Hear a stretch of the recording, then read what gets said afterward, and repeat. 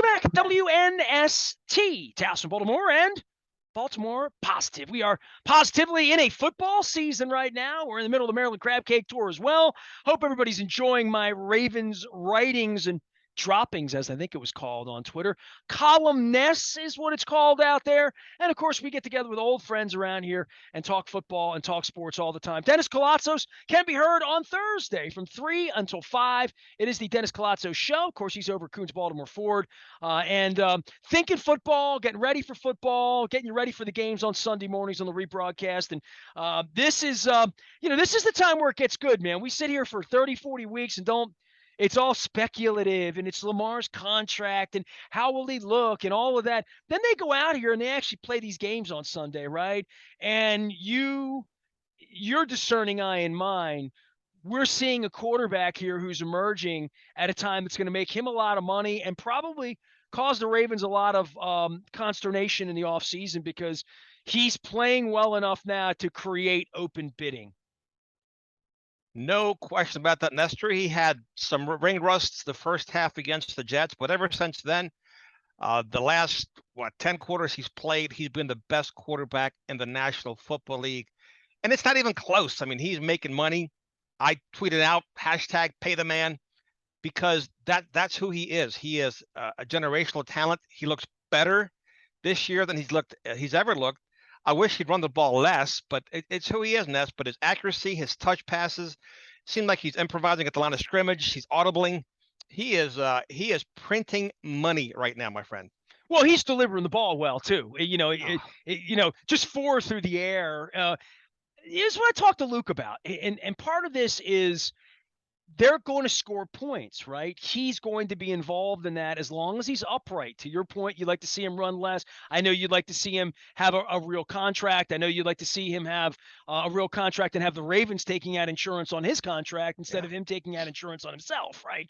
So, knowing all of that, this has still been kind of a Lamarvelous to witness and watch and see that he can get better in the same way that Peyton Manning got better and Tom Brady might still be getting better to some degree. Maybe not physically, although he's trying like hell with that avocado ice cream. But physically for Lamar to put on this weight, but more than that, to clearly be working all off season, his own coaches, the Ravens coaches, Greg Roman, and I know everybody's, Greg Roman, great game plan. Yeah, they're playing with a 4-string left tackle. They still don't really have a running game going here, right? The guys are still dropping balls sometimes when he puts the ball in their hands. And let's be honest, the defense is the weak link. Would we agree? Yeah, I mean, they can't cover. They can't seem to cover anyone. Let's face it, the Patriots offense, let's not confuse them with the Miami Dolphins of the prior week. They're not exactly an offensive juggernaut. Mac Jones in year two picked apart the Ravens secondary once again. But I want to circle back to what you always say about Steve Bisciotti's franchise and its value. You're talking about a franchise, Ness, that has a floor of about $3 billion and a ceiling, who knows, might be $5 or $6 billion. And you got a quarterback here that's generational, that's demanding a guaranteed contract. Hence the dilemma. So what is Steve going to do? Because as you said, the longer this thing goes on, it's not going to get better for the organization. I mean, I can't see Lamar Jackson playing on a guarantee, on a tag, on a franchise tag for the second year in a row. I think he did him a big favor this year, and in the process, he also did himself a big favor this year. He bet on himself, and guess what? He's making money. Well, so far so good, and then there's the team itself, right? Like that has played 12 quarters of football, 11 outstanding winning quarters of football. The fourth quarter, specifically defensively, and their inability to gain a first down or two, right? Like that they couldn't have burned more time off to not allow last week to happen last week. But last week serves as a warning.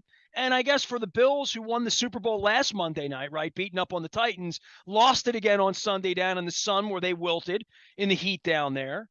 And now the Dolphins are the big dog, right? And short rest for the Bengals this week, but they'll have long rests waiting for the Ravens. And if you look at this at 2-1, feels good. It's fine. You'd rather be 3-0. You're happy to not be 1-2.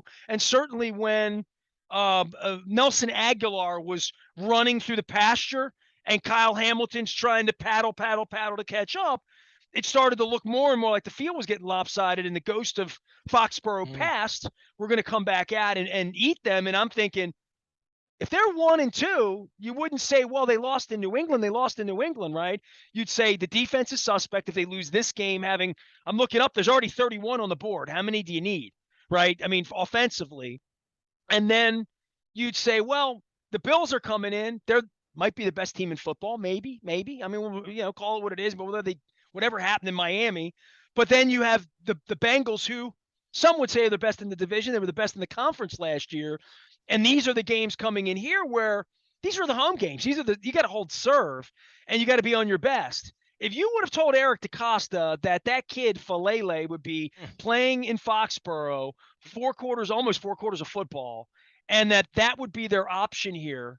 And I heard somebody say they don't invest in protecting Lamar, and I'm thinking they invested $150 million that Ronnie Stanley, they invested in it, but they didn't invest, as Indiana Jones would say, wisely, right?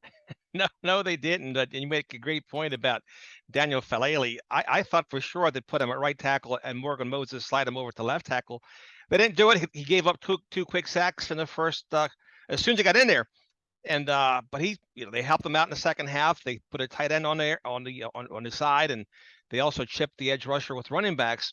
But yeah, this offensive line is something else, and it's cause for concern. I don't know what's going on with Ronnie Stanley. I guess Ronnie Stanley knows because John Harbaugh can't give us an answer on his availability. But the guy hasn't played in 2 years, and even when they roll him out there eventually, what's he going to look like? Is he going to go in there for a few plays and come right back out? Is he going to fall to the ground, grabbing his ankle again? Or that remains to be seen. Him coming back would be huge for the Ravens, but at this point, Nestor, we can't count on that.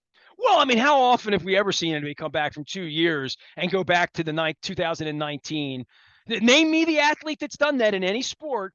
Been a great player in year 5 and in year 8 trying to come back and be the year 5 player. That just doesn't. That kind of math doesn't add up for me. And and as I said to Luke, we're now at the point where the Devin Duvernays and the Odafe Owahs and the Justin Madubuikes and the Rashad Batemans and the Kyle Hamiltons and the Tyler Lindenbaums, and I know I'm leaving somebody out, but these 1s and 2s and 3s, these Thursday and Friday draft picks, the guys that you got to get on the field, the guys you got to keep healthy, and the guys you pay, the Marcus Williamses and those guys you're really paying to come in here, mixing in with the Zeitlers and the Campbells and the Bineses and the JPPs and all of these silver beards chasing glory, quite frankly, at the end of whatever their run is here, that there's going to be more of that because they're going to be reaching to Brandon Williams if Michael Pierce isn't right? The offensive line is still, I don't know what they're going to do at left tackle, but if you're going to tell me Ronnie Stanley's the solution, ain't nobody going to tell any. John Harbaugh knows that's not a real solution right this minute. Now, if he comes back, maybe Bryant McKinney, nobody believed in him. He came in, he played his ass off, then he didn't, then he didn't. But at least he was a real guy, and he was relatively healthy at the end. When he got here, nobody knew what kind of spirit he had, and he turned out he wanted to win a ring, and he did. But I don't know that the Bryant McKinney's coming off the train for them or whatever that's going to be. And to your point, if you're waiting on Ronnie Stanley, you might be waiting on a train that's never going to come. Yeah, you build the football team from the trenches out, Nestor, offensive line, defensive line. And one can only hope that Tyus Bowser comes back and David Ojabo. This team, if it gets healthier, which that's up for debate, they lost 2 or 3 guys in Sunday's matchup. They can make some noise later on in the season, but they have to hold on. They have to play at least 500 ball to have a chance in the last 8 or 9 games to make some noise. JPP, who knows how much gas he's got in his tank. Ojabo, look, go get the quarterback on 3rd and long, right? That's not real difficult for him to understand. And then, of course, Tyus Bowser, what's he going to look after his Achilles surgery? So all these questions have to be answered, but you have to be encouraged by the start, 33 points a game by the Ravens offense. Devin Duvernay coming to life. I mean, he's just a difference maker on special teams as well as on the offense. Well, I mean, you're looking for more of those, right? And Madubuike flashes a little bit, right? I don't know where we are with Patrick Queen and the whole linebacking core. I don't know what kind of help he's getting in general if he had Jamie Sharper and Peter Boulware around him, right? Or Terrell Suggs and name players in their prime, Bart Scott, whatever it is, right, around him, he would be a better player. I'm convinced of that. I'm convinced when the defensive line stops the run, no one's really challenged them. They haven't had to play the Tennessee Titans pulling, Derrick Henry at you, 28, 32 times a game and say, how would they stop that? Could they stop that? What would they look like rotationally in the fourth quarter? What would that look like with them being a little heavier on the back end? I mean, they're meant to hit you up in the air. And the thing I was heartened about with the Kyle Hamilton thing, whether it's the blind squirrel, right, whether he hasn't been a great player or in the right spot, but making the play after the ball was in the air, that's valuable too. You don't want the guy coming down in space and run into a pasture, but if you can still make a play, there's still a play to be made there. Make the play. And they made the play, and that was the difference-making play in the game. Him, Peters, later Humphrey with a pick.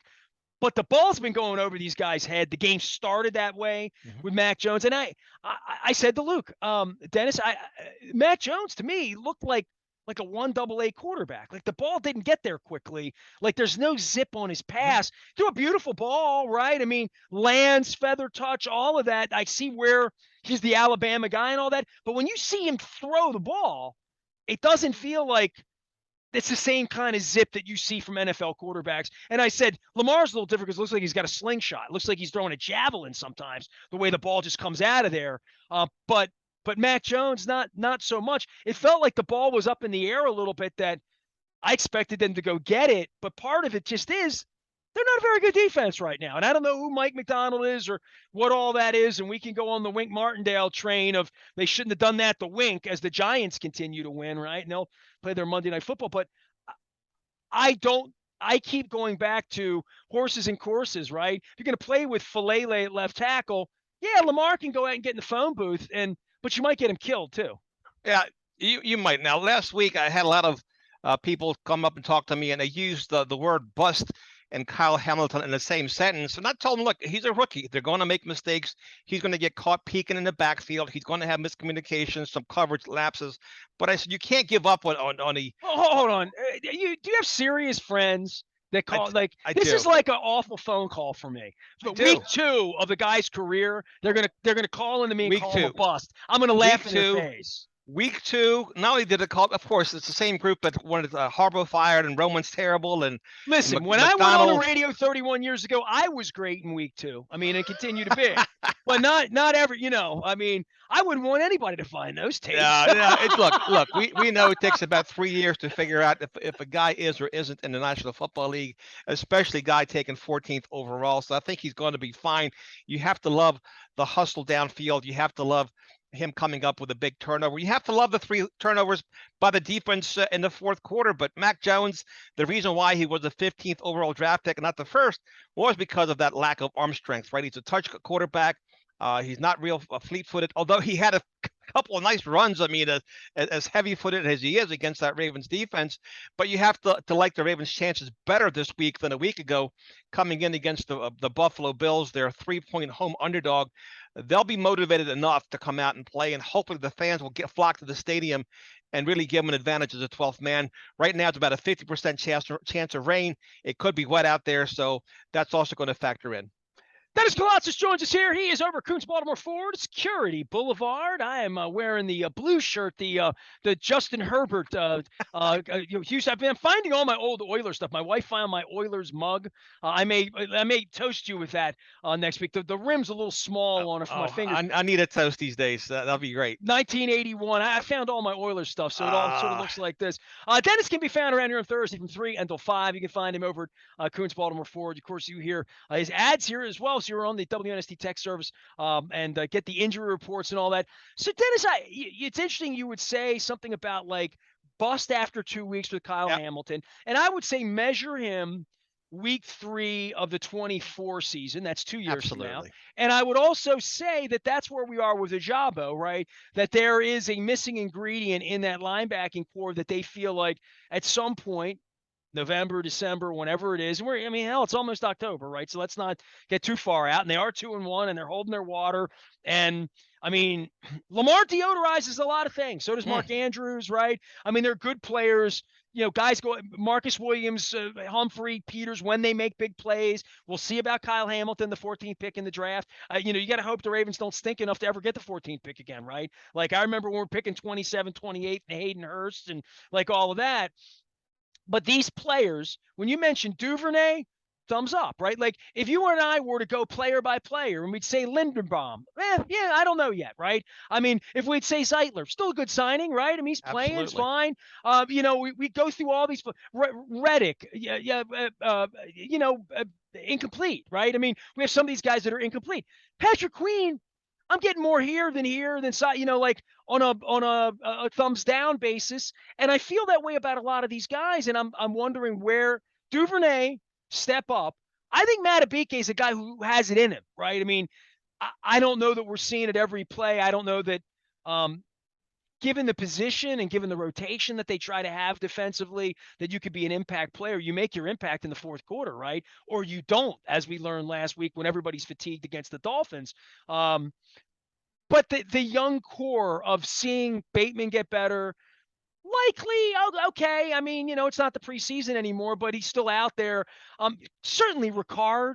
I mean, Ricard's going into the Hall of really great for what he does, right? Like Mhm. I've never seen anybody do it better than he does it. So they have some emerging players. You're just wondering where that next batch of this is going to come from, where they get somebody to get after the quarterback. Let's start with that. The pass rush affects the back end, the inability to stop the rush, the injuries now, and the fact that last week that problem where they couldn't get a first down on offense late in the game, that'll kill you against Buffalo and Cincinnati the next 2 weeks if you can't finish. It will, and then I think a lot of us started to get that old sinking feeling back in that fourth quarter when the Patriots were driving for the go-ahead score and right before the Ravens created the turnover. But I do think as bad as some of these injuries are, certainly don't want to see any player go down. But when a Michael Pierce goes down, maybe a Travis Jones steps up. I think that guy could be real good. Justin Matabike, he took a step forward last year, kind of regressed. Looks like he's back this year even stronger and quicker than ever. So you like to see all these young players. You like to see the team get younger. We have a lot of gray beards in the team. It's always going to be in transition. It's always going to be in flux. But these injuries, Nestor, I'm telling you, they keep piling up. And at some point last year, Dennis, they're only going to get older, though, right? they are. They really you are. know what I mean? Like they didn't reach last week for a young buck pass rusher. They reached for JPP, right? And because Suggs is not available, right? I mean, they're talking about Brandon Williams. Like that's what this is gonna be a slog unless Ajabo, Lindenbaum, unless they figure McCary. I don't know. I mean, McCary's not going to be a plus left tackle. Then he's going to be a placeholder if they can get him back on the field. Yeah, I would agree with you. And let's see what these rookies look like after week 8. After 8 weeks into the league, they're no longer rookies. They're veterans. At that point, they usually hit a wall. Their rookie season it goes by so fast, Nestor. They need that full season in an NFL weight room to get their strength. But beggars can't be choosers. So this draft class has to play sooner rather than later. They just don't have a choice. Well, and then they get the Giants after that, after this little run, and the Browns, and then they have Tom Brady on short rest, right? So, Should I be mean, fun. Dude, if they're 7-1, they've earned it, right? I mean, if they win a couple of games, they'll be considered the best team. They have that opportunity out there in front of them. Chances are they're going to pooch a couple of these. You can't be pooching the home games, right? I mean, and especially the home division and then home conference, right? Like you want a tiebreaker with the Bills. Dennis, I don't know if you know, they took my seats away and they kind of screwed me around. The Ravens have done that. If you Yes. haven't, you can read it at Baltimore Positive. The one thing about my seats in 513 that meant a lot to me, it still mean a lot to me, and it's angered me and my wife and where we are. We never sat in those seats at a championship game, right? Like, I mean, we could talk about all the great times we had out there and the snow game against the Vikings and the Ray Lewis dances and the high fives and the hugs and the Flacco and like all that. But those moments that that I have memories of, and part of it was watching the game on TV from Foxborough and not being there. I know what the clam chowder, I mean, seriously, I know what the clam chowder tastes like. I know what the vat looks like back in the press area, down the steps in the back. I know the stadium like the back of my hand. I've sat in there watching them celebrate going to the Super Bowl.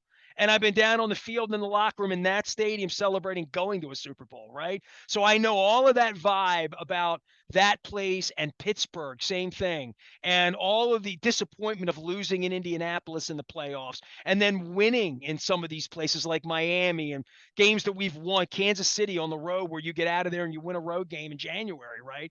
So the conference championship part of this, home field, we're the best team, where they were a couple of years ago when Lamar was running around in 2019. Everybody's got purple flags on their Coons Ford, like this is the time where they do that.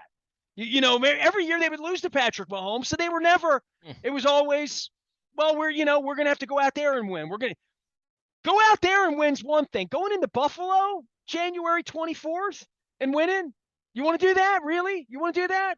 Then you better bootstrap up your 4-string tackle, get your $100 million tackle out there. You better figure out a way to beat Buffalo. I mean, I don't want to put too much on a 2-1 game in week 4 and all that, but I'm telling you, I don't care anymore because I'm not sitting out in that seat anymore, right? But I tell you what, one of the reasons I held on to that seat, one of the reasons that Mr. Coons would hold on to his Orioles tickets for 40 years is waiting for a World Series game. And to me, this is one of those difference makers where, do you really want to be on the bus to Cincinnati in January? Do you really want to be going to Buffalo? Do you really want to go to Kansas City? Why don't you make Patrick Mahomes come here? And the only way you do that is you got to beat the Bills this week, because this is where these tiebreakers happen. It's a big game, man. Really big game. It's a huge game. Buffalo, of course, their quarterback Josh Allen went to college at Wyoming. He doesn't mind playing with adverse weather conditions. Whereas Lamar Jackson, to me, one of his flaws is he doesn't like cold weather. He doesn't like wet weather. He doesn't like the slop. He likes that Miami heat. He likes a nice playing field, as most quarterbacks do. But he probably likes the Florida tax situation too. Well, that's hard. We wouldn't want to listen. We wouldn't want to put any truth in this program. It might they might take my press credentials if I talk like that. They might censor you for telling the truth, pointing out the obvious. But of course, you want to hold serve at home, and it didn't dawn on me that the Ravens have never hosted an AFC Championship game until you mentioned that. No, we won some and we lost some in the divisional round, but never an AFC Championship game. That's a great point. Well, I mean, from an emotional standpoint, because look, man, I'm going through all sorts of emotions with this being thrust upon me, and you understand the humanity of it, the business side of it, sure, the public facing side of all that. But all of it is I'm not going to the game this week. I'm not sitting in the seat I've sat in for 26 years, not through any fault of mine or my inability to pay for it or want it, like literally the circumstance. But I'm thinking, what am I missing? And I'm thinking, I'd really be missing something if there's a championship game and I'm not in that seat. And this is a year where they have that capability.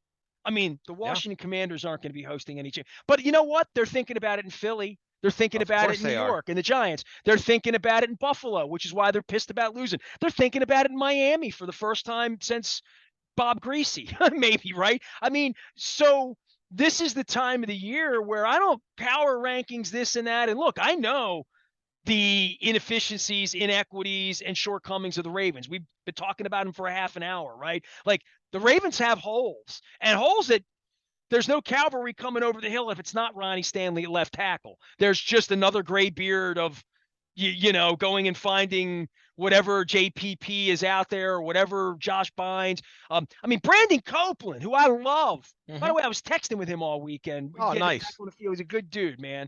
Really one of the good humans I've met. And that's another thing that's been taken away from me, is not meeting football players. I don't get to meet these good humans. But in the case of Brandon Copeland, listen, that's what they're going to be doing, right? Like they're not finding a 22-year-old left tackle. They have one. They have this Falele kid, and I have to think they don't want to go out there and see him trying to match up against the Bills this week and certainly against the Bengals the week after, that they know that that's not a prescription for keeping their quarterback upright, who may or may not be insured. Yeah, they both of these squads have great defensive lines, particularly the Bills. They can make life tough on Lamar Jackson and the offensive line. But look, if they get a lead, control the clock, et cetera, get the crowd behind them, as we've seen, it's a week-to-week league. Anything can happen. watched the Tampa Bay and the Green Bay game, 14-12. It was a snooze fest. It didn't live up to the pregame hyperbole there between Aaron Rodgers and Tom Brady. They are fun to watch. Ravens are fun to watch. 33 points a game. If you love offense, this is the team for you. And I think looking at what the defense has presented so far this season, they have to win shootouts, right? And luckily, they can score points, and they can, in fact, win shootouts. By the way, I'm watching a lot of football because I'm home and I'm not traveling, right? I haven't watched a lot of college football on Saturday. I was at Trifecta. I know you were out fishing all day Sunday as well and having a great time. I would just say this. I've watched a lot of football. I mean, I've just been home. It's been important to me. I got a nice big TV and cable, and I got coconut water in the fridge. I can do yoga. I can work while I'm watching the game. I'm looking this way because that's where my TV is now. So I have my fix of all of this. The quality of the play has been really good. The It has. quality of the officiating has been really good. I don't know about the bees buzzing the Tampa Bay goalpost, and I've seen sod flying around and that lake that they played in Chicago 2 weeks. I mean, blah blah blah. The guys getting injured. Hear all of that, but just the crispness of the Mm-hmm. play, the fact that Russell Wilson looks like he's ready to play in Denver, and I'm ready to quit on him all the time, and Jimmy Garoppolo stepping out of bounds, throwing pick sixes, and just watching the games. I love the sport. I love football. I've decided that I'm not going to let Chad Steele make me not hate football because I'm going to be here as long as he's here. But in watching it, and my mantra to you, my friends, my sponsors, that everybody's going to be the same thing. The Ravens don't need any more fans. They have plenty of fans. They've already told me they don't need me to. So they need more reporters.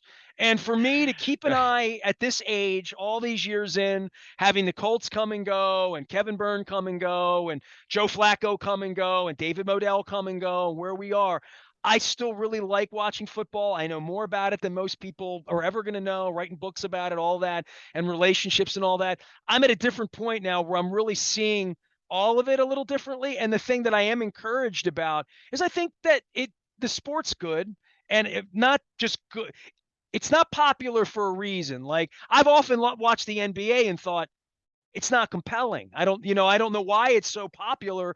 Like, some people would say soccer, nothing happens. I've grown more into that. Mm-hmm. Soccer is compelling in a 0-0 game to me in a way that basketball in a 118 to 114 game isn't. We all age differently through this, but I think football, now that we're 3 weeks into this, the helmets, the colors, the officials, the gambling, the long commercial breaks that I didn't feel when I'm sitting at the stadium. I'm home. I feel like I can pee Mm-hmm. twice, go out, cook half a burger if I want it medium rare, and come back and plate it.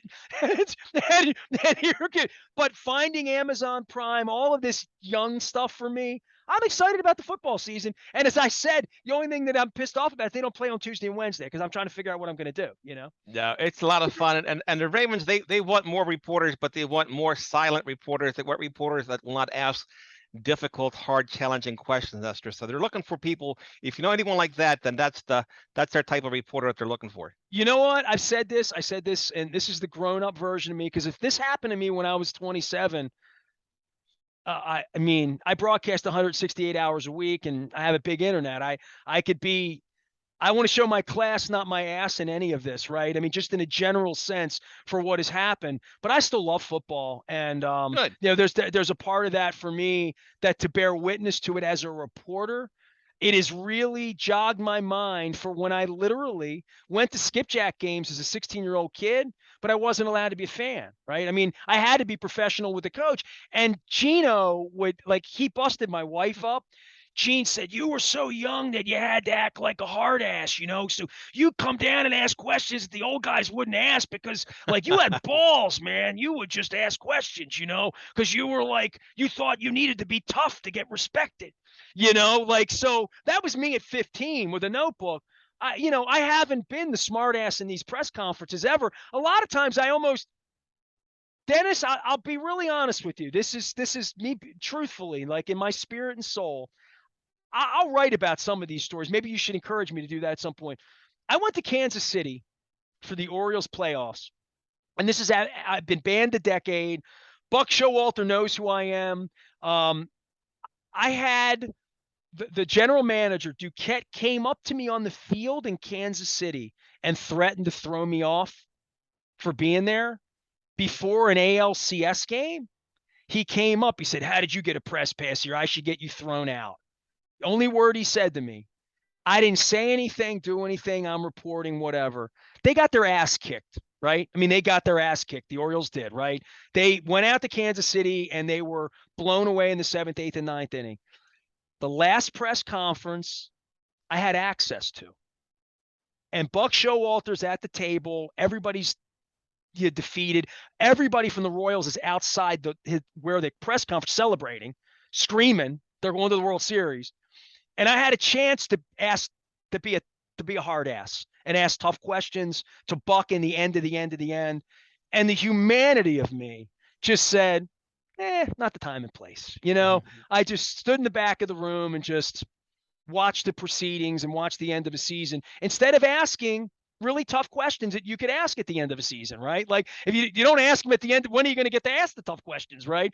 But there is a point in me that this has sort of fired that part of me up of the responsibility of asking tough questions when given the opportunity, right? Same thing with Wes Moore, same thing with Johnny O, same thing with Larry Hogan, same thing with Dennis Koulatsos, same thing with expecting accountability. I wear your badge and I represent you. You treat your customers well. You need to, because I'm telling my people to go to. So there's all part of that, right? I think in a general way, I just want people to know, and I want people that have been paying attention to know, I'm in love with football again. Like I'm enjoying it. I'm going to be bummed that there's no Tuesday night game. Even the Thursday night game didn't stink last week. I mean, Steelers stung, but the quality of play, I think the coaching's gotten better. I think the players studying, knowing where they're supposed to be, even though they're not practicing as much and stuff like that. I'm just not seeing sloppy football. It doesn't look preseason-y to me. No, it looks very good. And to your point, it's always a lot of fun when you're a coach or a manager to answer questions after a victory. But what I pay attention to is how they behave after a difficult loss, or any loss for that matter.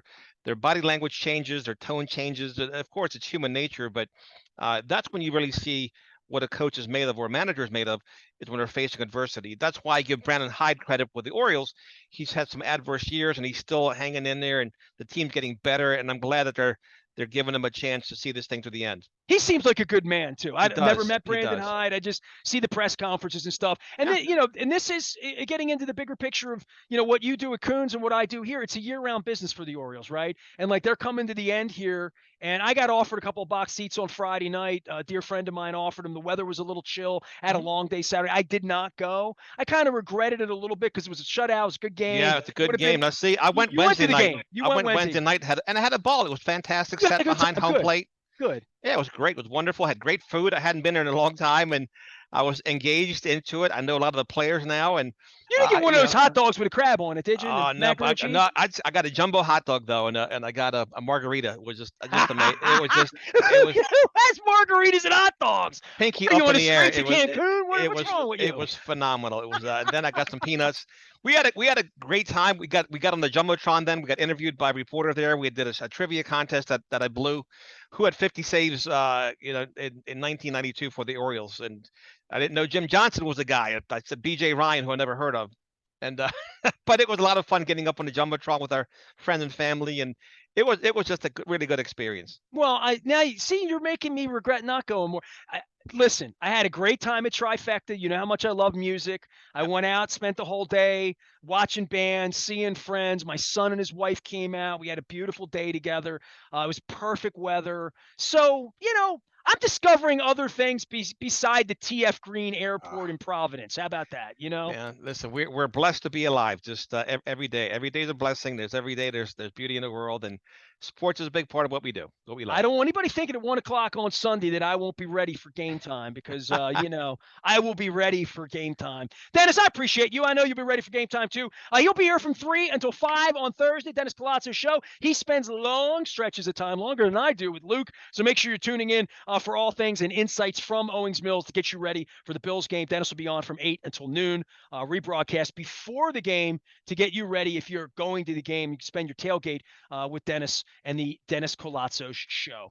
I am Nestor. We are WNST AM 1570, Towson, Baltimore. We're coming to Catonsville to the Beaumont for the Maryland Crab Cake Tour on Thursday from 1 until 4. All of it brought to you by the Maryland Lottery. I'll have some Raven scratch-offs to give away. We had a lucky $20 winner last week, so that was kind of awesome at Cooper's North. And some great conversations up there about Cal Ripken Senior Foundation. Dog Fest, Dennis, they're having me. I'm going to be one of the judges of Dog Fest on the 15th. We have the Baltimore Pit Beef Festival on the 22nd. We got a lot of things going on. Our friends at Goodwill, the Restaurant Association of Maryland, Window Nation, presenting the Crab Cake Tour.